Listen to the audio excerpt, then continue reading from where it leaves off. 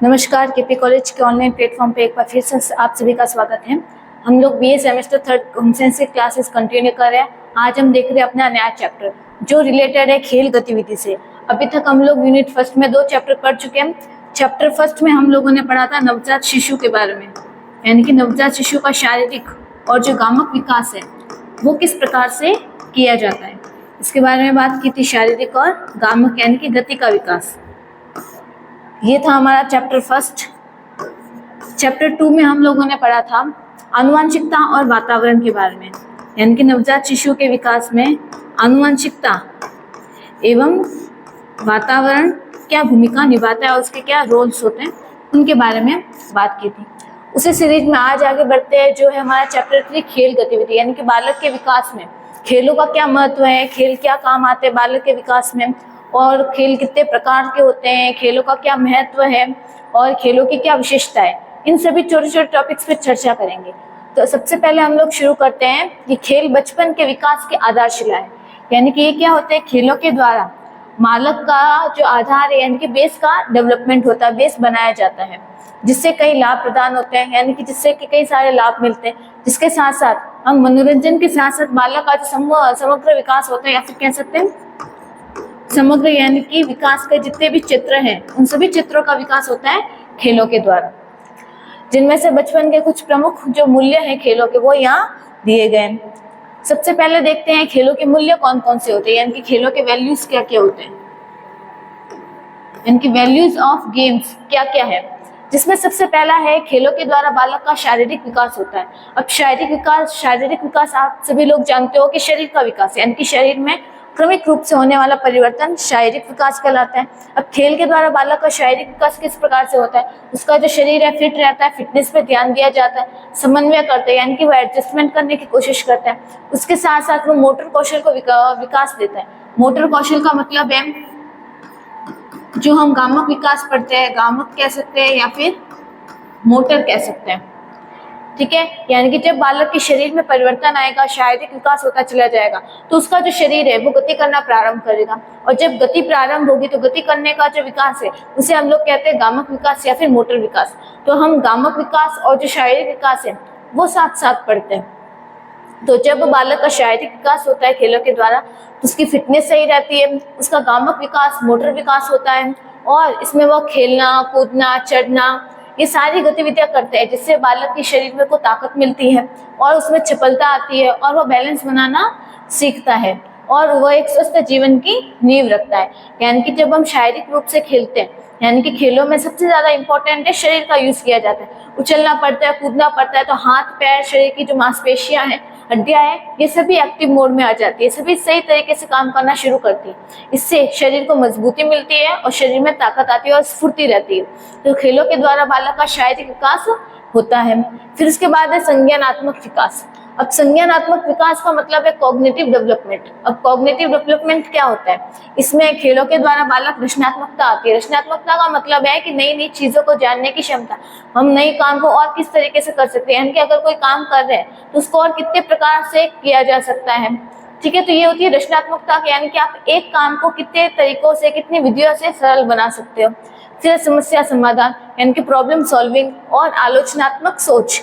आलोचनात्मक का मतलब है क्रिटिकल थिंकिंग, यानी कि क्रिटिकल थिंकिंग का मतलब होता है कि नई नई चीजों को सीखना समझना और उस पर ध्यान लगा के सोचना। इन सभी कौशलों का विकास खेलों के माध्यम से होता है। बालक कल्पनाशील होते जाते हैं, यानी कि उनमें इमेजिनेशन पावर बढ़ती है, उसमें सोचने समझने की क्षमता का विकास होता है, क्योंकि गेम्स खेलते समय बॉडी के साथ साथ माइंड भी एक्टिव रहना जरूरी है। जितना ज्यादा बॉडी के साथ माइंड एक्टिव रहेगा उतना ही ज्यादा बच्चे क्या करेंगे, उसको खेलों को समझने खेलों के नियम को समझाने की कोशिश करेंगे, वो अपना कॉन्सेंट्रेट अपना फोकस वहां पे कर सकते हैं। फिर उसके बाद है सामाजिक विकास। सामाजिक विकास का मतलब होता है कि समाज के साथ जुड़ना, समाज में जितने भी लोग हैं, हमारे दोस्त हो गए, आसपास के पड़ोसी हो गए, रिश्तेदार हो गए, स्कूल कॉलेज के जो जितने भी फ्रेंड्स टीचर्स वगैरह हैं, ये सब लोग मिलके हमारा एक समाज बना रहे हैं। यानी कि इन सभी लोगों के साथ हम लोग किस तरीके से व्यवहार कर रहे हैं, हमारा बात करने का तरीका क्या है, हम उनके साथ कैसे व्यवहार कर रहे हैं, समाज के जो नियम कायदे कानून है किस प्रकार समझ रहे हैं, किस तरीके से नई नई चीजों को जानने की कोशिश कर रहे हैं। अगर ये सारी चीजों का काम में डेवलपमेंट हो रहा है तो उसे हम लोग कहते हैं सामाजिक विकास। अब खेलों के द्वारा बालक का सामाजिक विकास कैसे होता है?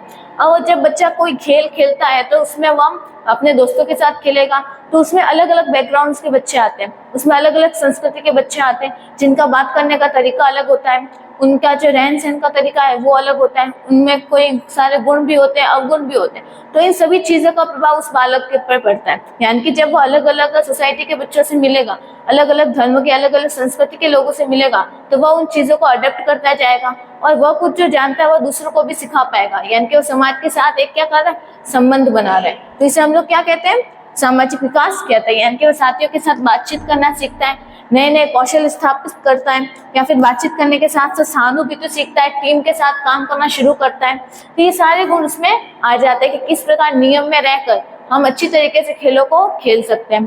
तो बालक का शारीरिक विकास के साथ साथ संज्ञानात्मक विकास होता है और हम कह सकते हैं सामाजिक विकास होता है। फिर आगे जो खेल है, खेलों के द्वारा बालक का भावनात्मक विकास होता है।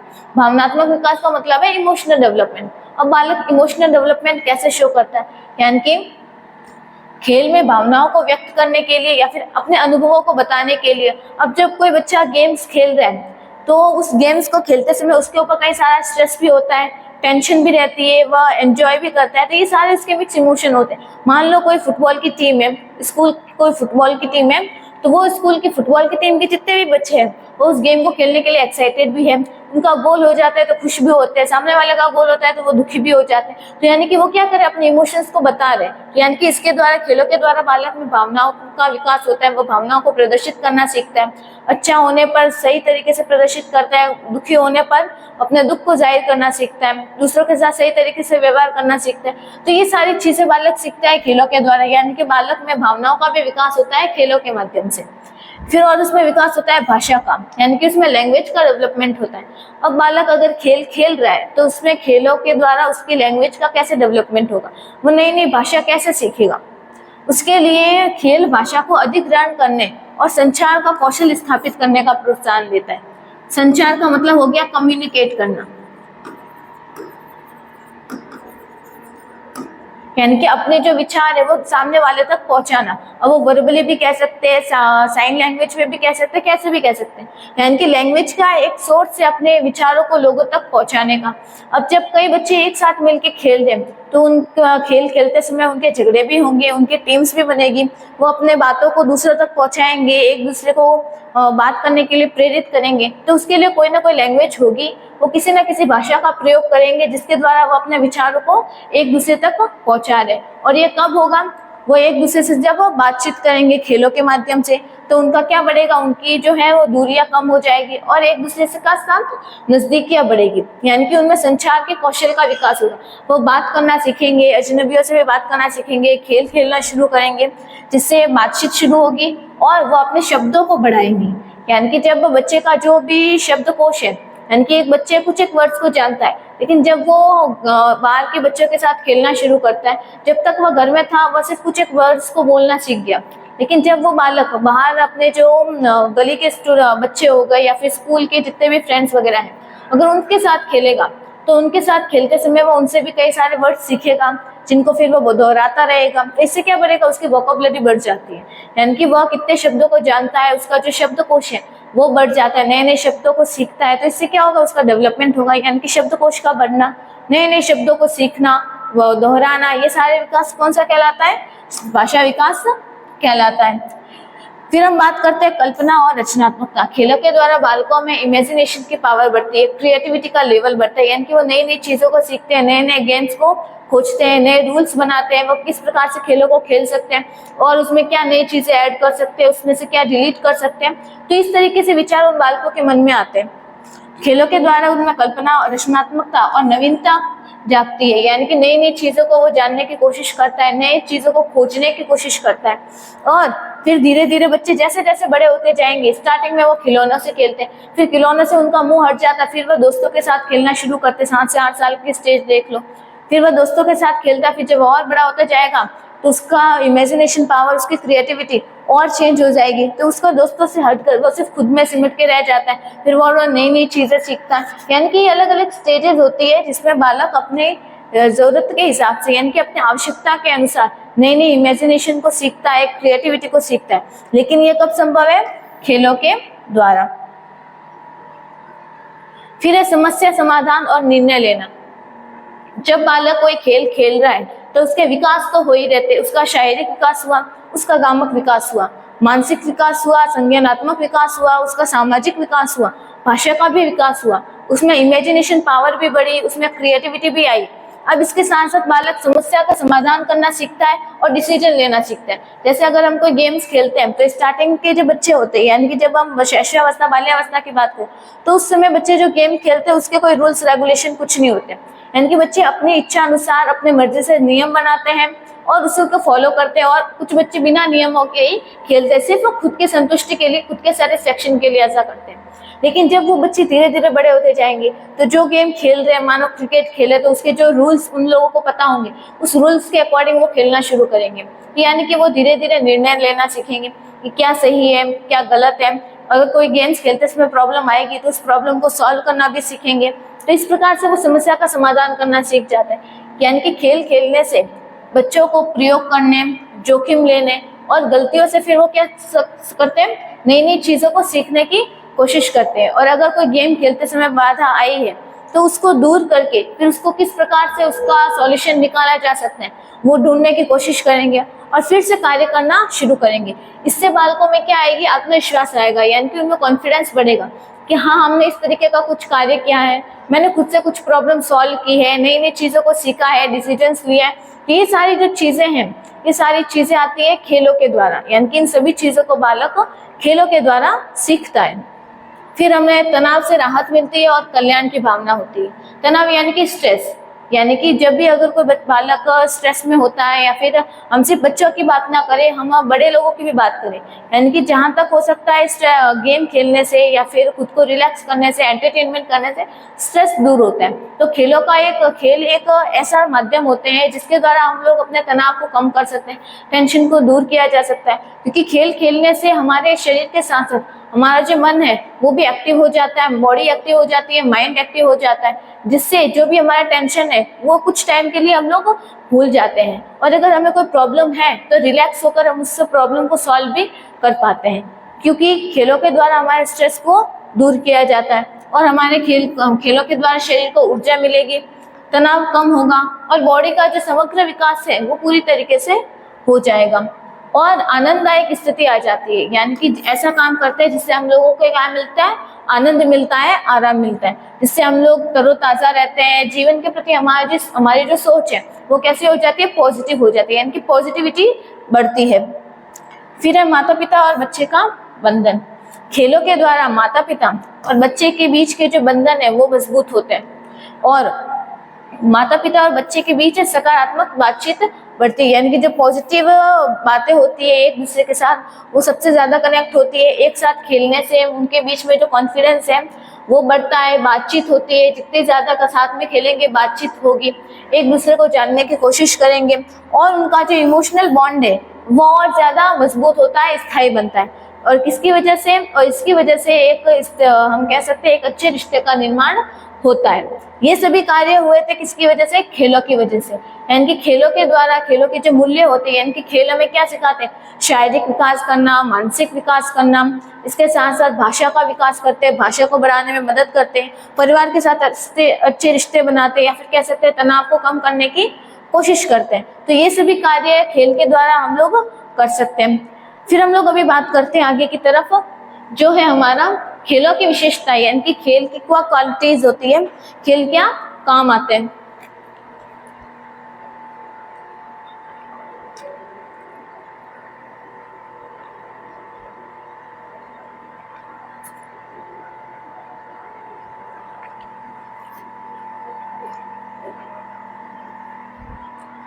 यानी कि खेलों की क्या विशेषता है, खेल की क्या क्वालिटीज हो सकती है, जिसमें सबसे पहले क्वालिटीज है स्वैच्छिक, यानी कि जो खेल खेलते हैं, खेल हमेशा अपनी इच्छा से खेले जाते हैं। खेलों को हम लोग जबरदस्ती किसी से भी नहीं खिलवा सकते। खेल खेलने के लिए क्या होनी चाहिए, खुद के द्वारा शुरू किया जाता है और इसमें जो भाग लेने वाला व्यक्ति होता है वो खुद अपने मर्जी से अपने खेलों को सिलेक्ट करता है, यानी कि खेल अपनी इच्छा से, स्वयं की इच्छा से खेला जाता है। दूसरी विशेषता है आंतरिक रूप से प्रेरित, यानी कि खेल खेलने के लिए हम किसी को बाहर से फोर्स देके काम नहीं करवा सकते, यानी कि खेल खेलने के लिए हमें खुद से उसके मन की इच्छा होनी चाहिए, उसे आंतरिक रूप से मोटिवेट करना चाहिए, तभी हम लोग बालक को खेल के लिए प्रेरित कर सकते हैं। यानी कि बाहर से अगर हम उसे कहेंगे, कोई लालच दे रहे, इनाम मिलेगा, ट्रॉफी मिलेगी, साइकिल मिलेगी, अगर ऐसा लालच देंगे तो वो खेल कभी भी सक्सेस नहीं हो पाएगा, वो खेल कभी भी बेनिफिट नहीं दे पाएगा। ठीक है, फिर हम लोग बात करते हैं सक्रिय सहभागिता, यानी कि खेल खेलने के लिए जो भी बालक खेल खेल रहा है उसका एक्टिव मोड में होना बहुत जरूरी है, यानी कि वो एक्टिव होके बहुत ज्यादा खुश होके अपने मन से उस गेम में पार्टिसिपेट करें, तभी हम उस खेल को और ज्यादा रोचक बना सकते हैं। फिर है कल्पनाशील और रचनात्मकता। यह भी हमने बात की कि जब भी हम खेल खेलने से खेलों के द्वारा कल्पनाशीलता बढ़ती है, यानी कि इमेजिनेशन पावर बढ़ती है। इसके साथ साथ हम लोग कह सकते हैं कि जो रचनात्मकता होती है, यानी कि नई नई चीजों को सीखने की, क्रिएटिविटी करने की, ये हमारी जो पावर है ये भी बढ़ने लगती है। इसमें हम लोग बात करते हैं फिर गैर गंभीर और मनोरंजक। गैर गंभीर, गंभीर तो आपको पता है सीरियसनेस, गैर गंभीर का मतलब होता है बिना सीरियस होके, यानी कि जिसमें सीरियसनेस ना होनी चाहिए। और फिर है मनोरंजन, यानी कि एंटरटेनमेंट। खेलों की विशेषता होती है कि खेलों से हम लोग क्या होते हैं, एंटरटेन होते हैं, हमें मजा आता है, हमें रोचक लगता है, इंटरेस्टिंग लगता है, और बिना सीरियस हो गए। अगर सीरियस होकर खेलेंगे तो वो गेम्स नहीं होगा। तो यानी कि अगर गेम्स के द्वारा हम लोग क्या रहते हैं, सीरियस नहीं रहते, एंटरटेन कर रहे थे खुद के द्वारा। नियम शासित और मुक्त रूप से, यानी कि खेलों के द्वारा हम लोग क्या सीखते हैं, नियम में रहना सीखते हैं, अनुशासन सीखते हैं। क्योंकि जब तक बचपन में हमने जितने भी खेल खेले हो, ठीक है, दोस्तों के साथ गली में या फिर स्कूल में, वो सारे खेल हम लोग बिना नियम के खेलते थे, अपनी इच्छा के अनुसार। क्योंकि उस समय हम लोग कौन से स्टेज में थे, सिर्फ अपने आंतरिक रूप से हमारा मन हुआ तो हमने खेल लिया, हमारी इच्छा हुई तो हमने खेल लिया, उसमें कोई रूल्स रेगुलेशन कुछ नहीं होते थे। लेकिन फिर जैसे जैसे बड़े होते जाओगे, देखो कि आप जो सीनियर क्लास के बच्चे होते हैं वो क्या करते हैं, गेम्स खेलते हैं, क्रिकेट खेलने जाते हैं ग्राउंड में, वो प्रॉपर टीम बनाते हैं, फिर टीम के अकॉर्डिंग उनके कुछ नियम्स होते हैं, रूल्स होते हैं, उसको ध्यान में रखते हुए खेलते हैं। यानी कि जैसे जैसे वो बड़े होते जाए उन्होंने नियमों के साथ खेलना शुरू किया, किस तरीके से नियमों को अपनाया और उसके अनुसार उन्होंने खेलना शुरू किया, जिससे क्या होगा, वो नियम में शासित होना सीखेंगे, यानी कि नियम को स्वीकारना सीखेंगे, अनुशासित होंगे। फिर है लचीला और अनुकूली, यानी कि खेल को बदलती परिस्थिति के अनुसार बदल लेना चाहिए। यानी कि खेल में क्या होना चाहिए, लचीलापन होना चाहिए। लचीलापन का मतलब होता है कि हम उसे परिस्थितियों के अनुसार बदल सकते हैं। कुछ चीजें होती है कठोर, यानी कि जिनको बदलना संभव नहीं है, लेकिन कुछ कार्य ऐसे होते हैं जिसमें फ्लेक्सिबिलिटी होती है, तो हम कंडीशन के अनुसार उसको बदल भी सकते हैं। तो ऐसी स्थिति होनी चाहिए। तो इसलिए खेल कैसे होते हैं, लचीले होते हैं और खेलों में अनुकूलन पाया जाता है। फिर हम लोग बात करें कि सामाजिक संपर्क, यानी कि सोशल कनेक्शन होते हैं। अब सोशल कनेक्शन कैसे होगा, कि जो खेल होते हैं, खेलों के द्वारा बच्चे एक दूसरे के साथ बातचीत करते हैं, नए नए लोगों को सीखते हैं, समझते हैं। तो जिससे क्या हो जाएगा कि बालक जो है नए नए लोगों के कांटेक्ट में आएंगे, तो वो बात करना सीखेंगे, किस प्रकार बात किया जाता है, तो नए नए लोगों के सीखेंगे भी, तो उनका कनेक्शन बढ़ेगा और जो सोशल कनेक्शन है वो भी बढ़ता चला जाएगा। खेलों के द्वारा बालक क्या करते हैं, खोजबीन करते हैं, नए नए एक्सपेरिमेंट करते हैं, तो इससे भी वो नई चीजें सीख सकते हैं। और सबसे इम्पोर्टेंट है, आनंद की प्राप्ति होती है। यानी कि खेलों के द्वारा अगर कोई बालक खेल खेल रहा है तो उसके लिए उस बालक को उसमें इंटरेस्ट होना जरूरी है, उसे आनंद आना चाहिए कोई भी काम करते समय। जब तक अंदर से खुशी नहीं मिलेगी तब तक उसे हम लोग कुछ नहीं करवा सकते। और उसके साथ में पुरस्कृत होना भी बहुत जरूरी है, यानी कि बालकों को पुरस्कार के द्वारा भी, खेलों के द्वारा अगर बालकों को पुरस्कार देंगे तो उनको और ज्यादा इंटरेस्ट बढ़ेगा खेल खेलने के लिए। फिर हम आगे देखते हैं खेलों के प्रकार, यानी कि खेल कितने प्रकार के होते हैं। यहाँ पे हमने सिर्फ एक तरीका लिया है, यानी कि खेलों का वर्गीकरण हमने सिर्फ एक आधार पे पढ़ा है। इसके अलावा एक और आधार होता है कि जिसमें हम लोग देखते हैं कि खेल के स्थान के आधार पर, यानी कि जगह के अनुसार खेल कितने प्रकार के होते हैं। तो अगर इनके अलावा बात करें तो जगह के आधार पर खेल दो प्रकार के होते हैं। एक होते हैं इंडोर गेम्स और कुछ होते हैं आउटडोर गेम्स, यानी कुछ गेम ऐसे होते हैं जो घर में रह के खेले जाते हैं और कुछ गेम जो होते हैं वो घर के बाहर खेले जाते हैं। अब यहाँ पे जो वर्गीकरण है वो हम देखते हैं, जिसमें सबसे पहला है निःशुल्क खेल। खेलों का जो पहला प्रकार है वो है निःशुल्क खेल। इस प्रकार के जो खेल होते हैं वो असंरक्षित होते हैं, स्वैच्छिक होते हैं, बच्चों की रुचियों और उनकी इच्छाओं से प्रेरित होते हैं, यानी कि बच्चों का इंटरेस्ट कैसा है और उसके साथ साथ उनकी इच्छाओं के अनुसार खिलाया जाता है।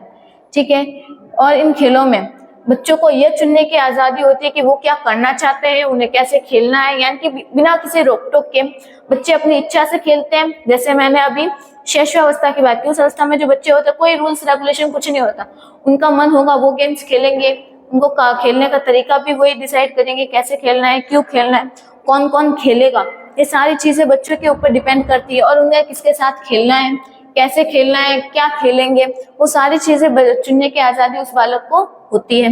और उनकी जो रचनात्मकता होती है या फिर कल्पनाशीलता, यानी कि उनमें कितनी क्रिएटिविटी है, उनमें इमेजिनेशन की पावर कितनी है, प्रॉब्लम सॉल्व करने की कोशिश कितनी है, ये सब वो खुद डिसाइड करते हैं। और मुक्त खेलों के उदाहरणों में कल्पनाशील खेल, या फिर कह सकते हैं ब्लॉक के साथ निर्माण, ड्राइंग, या फिर कह सकते हैं और भी कुछ बिना खिलौनों के साथ खेलना। अगर ये सारे गेम्स हैं तो बालक को वो कौन से गेम्स है, निःशुल्क खेल, यानी कि निःशुल्क खेल वो खेल होते हैं जिनमें बालक सब कुछ खुद डिसाइड करेगा कि इसे किसके साथ खेलना है, क्या खेलना है, इसके अलावा कैसे खेलना है। और जिसमें हम लोग आज देखते हैं कि उसमें रचनात्मकता होती है, क्रिएटिविटी होती है, प्रॉब्लम सॉल्विंग वो भी खुद कर सकता है। जैसे उसने ड्राइंग करना सीखा, अब उसे किस पे ड्राइंग करनी है, उसे क्या ड्राइंग करनी है, वो किससे ड्राइंग करेगा, या फिर वो क्या ड्राइंग बनाएगा, सब कुछ वो खुद डिसाइड करेगा, हम उस पर थोप नहीं रहे। ठीक है, यानी कि जब खेल खेलने की जो आजादी है उस वक्त बालक को होती है तो उसे हम लोग क्या कहते हैं, निःशुल्क खेल। दूसरा है सहज खेल। सहज खेल से तात्पर्य उस खेल से है जो बिना किसी योजना के या फिर संगठन के स्वाभाविक रूप से होता है, और वो बालक तात्कालिक वातावरण यानी कि उस मोमेंट का जो एनवायरनमेंट है या फिर जो परिस्थिति है उससे उत्पन्न होता है। और इसमें अक्सर क्या होती है, जिज्ञासा या आवेग से होता है। ये जो खेल है कहीं भी खेले जा सकते हैं, जैसे पार्क हो गया, या फिर तितलियों का पीछा करना है, हीरो जैसा नाटक करना है, दोस्तों के साथ मस्ती मजाक करना है, ये सारे का खेल हो गए। यानी कि कुछ खेल ऐसे होते हैं जो बच्चे पे डिपेंड करते हैं उसे क्या खेलना है, कैसे खेलना है। इसके अलावा जो दूसरा टाइप है खेलों का, वो कहीं भी खेले जा सकते हैं उस परिस्थिति के अनुसार। मान लो कई सारे दोस्त इकट्ठा हुए हैं तो उनका मन हो गया कि वो बैठ के खेलना शुरू हो गए, दमशराज खेल लिया, चिट्टी चिट्टी खेल लिया, या फिर और जो अदर गेम्स होते हैं, ट्रूथ एंड डेयर हो गया, ये सारे गेम्स कहीं भी खेले जा सकते हैं। गार्डन हो गया, पार्क हो गया, क्लासरूम हो गया, या फिर क्लास के बाहर हो गया। यानी कि परिस्थिति के अनुसार, अनुकूलन के अनुसार अगर जो गेम्स खेले जाते हैं वो होते हैं सहज खेल। ठीक है, तो इन सभी खेलों में ये जो निःशुल्क खेल और जो सहज खेल है एक दूसरे के अपोजिट होते हैं, यानी कि विपरीत होते हैं। इसमें बच्चों को पूरी आजादी होती है चुनने की, लेकिन इसमें थोड़ी बहुत आजादी नहीं होती है। तो यह है खेलों के प्रकार। फिर हम लोग आगे देखते हैं कि शौक का महत्व, यानी कि शौक या फिर जो हमारे खेल होते हैं, खेलों का क्या महत्व होता है बालक के जीवन में। तो खेलों के द्वारा जो बालक है उसमें व्यक्तिगत विकास होता है। अगर कोई बालक गेम्स खेल रहा है तो खेल खेलने से उसका व्यक्तिगत विकास होगा, क्योंकि जो बालक जो भी गेम्स खेलेगा उससे उसका खुद का विकास होगा। अब मान लो अगर मैं क्रिकेट खेल रही हूँ तो क्रिकेट खेलने से मेरा अलग विकास होगा, कोई दूसरा बालक मेरा जो दोस्त है साथ में अगर वो भी क्रिकेट खेल रहा है तो उसका भी विकास अलग होगा, क्योंकि मेरे सीखने उसके सीखने की दर अलग होगी, खेलने की क्षमता अलग होगी। तो इस तरीके से यानी कि जब हर एक व्यक्ति एक जैसा नहीं होता, हर एक व्यक्ति अलग अलग होता है, तो उसमें जो खेलों का विकास होगा वो भी अलग अलग होगा। तो इस प्रकार कह सकते हैं कि खेलों के द्वारा व्यक्तित्व का विकास होता है, यानी कि व्यक्तिगत विकास होता है, अलग अलग तरीके से विकास होता है। हर किसी व्यक्ति का जो विकास है वो एक जैसा नहीं होता, इसलिए हम लोग कह सकते हैं कि विकास कैसा होगा, व्यक्तिगत होगा। तनाव से राहत मिलती है, ये बात हम जानते ही है। इसके अलावा कौशलों का विकास होता है, यानी कि स्किल का डेवलपमेंट होता है, स्किल का डेवलपमेंट होता है किसके द्वारा, खेलों के द्वारा। यानी कि वो नई नई चीजों को सीखेगा, यानी कि जब वो बालक नए नए गेम्स को सीख रहा है तो उसके रूल्स के बारे में सीखेगा, रेगुलेशन जानने की कोशिश करेगा कि यह गेम किस प्रकार खेला जाता है, कैसे खेलना चाहिए, इसको खेलने से शरीर में क्या लाभ होता है, इसके क्या बेनिफिट है, क्या नुकसान है, इन सभी पहलुओं को वो देखेगा। और वो जब वो उस गेम में और ज्यादा बेहतर करता जाएगा, यानी कि वो उस खेल के प्रति क्या अपनी स्किल को डेवलप करेगा, यानी कि वो नई नई चीजों को सीख रहा है। इसके अलावा समाज के साथ जुड़ने की कोशिश करेगा, यानी कि समाज में अगर बच्चों के साथ खेल रहा है, फ्रेंड के साथ खेलेगा, यानी कि समाज के साथ जुड़ा हुआ, अगर समाज के साथ जुड़ेगा तो सामाजिक जुड़ाव भी उसका बढ़ता चला जाएगा और उसका जो स्वास्थ्य है वो भी सही रहेगा, क्योंकि खेलों के द्वारा सबसे ज्यादा प्रभाव किस पे पड़ता है, फिजिकल डेवलपमेंट पे। यानी कि जब बालक का विकास होता है तो सबसे ज्यादा प्रभाव फिजिकल डेवलपमेंट पे पड़ता है, और ये जो फिजिकल डेवलपमेंट है क्या करेगा, हमारे स्वास्थ्य को स्वस्थ यानी कि संतुलित बना के रखेगा। तो ये जो हमारा चैप्टर था जिसमें हम लोगों ने खेलों की गतिविधि के बारे में बात की, ये खेलों की गतिविधि वाला चैप्टर हमारा कंप्लीट हो गया है। फिर हम लोग अगली क्लास में बात करेंगे नए अध्याय के बारे में। और ये हमारी जो यूनिट फर्स्ट चल रही है, यूनिट फर्स्ट का थर्ड टॉपिक है जो खेलों की गतिविधि, ये कंप्लीट हो गया। अब हम अगले क्लास में देखेंगे नया चैप्टर। तब तक के लिए पढ़ते रहिए और धन्यवाद।